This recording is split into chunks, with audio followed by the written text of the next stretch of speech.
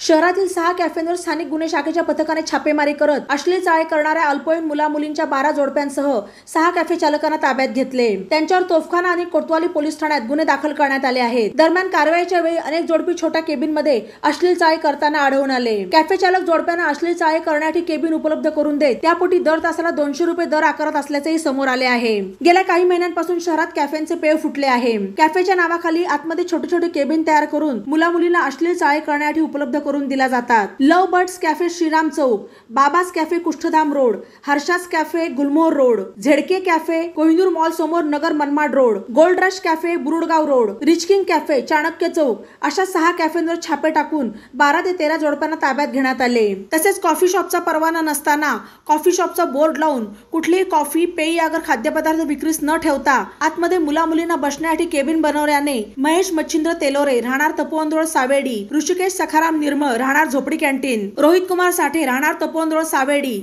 हर्षवर्धन भाऊसाहेब काकडे राहणार तपोवन सावेडी, सागर अशोक उदमले राहणार हिवरे झरे तालुका नगर, रवी रघुनाथ चौरे राहणार गायकेमळा कल्याण रोड, अर्जुन ईश्वर कचरे राहणार कानडेमळा सारस नगर यांच्यावर कोतवाली आणि तोफखाना पोलीस ठाण्यात गुन्हा दाखल करण्यात आला आहे। पोलीस निरीक्षक दिनेश आहेर यांच्या मार्गदर्शनाखाली उपनिरीक्षक तुषार धाकराव आणि सोपान गोरे यांच्या पथकाने ही कारवाई केली। ई नवा मराठा यूट्यूब चॅनलला सबस्क्राईब करा आणि बेल आयकॉनवर प्रेस करा।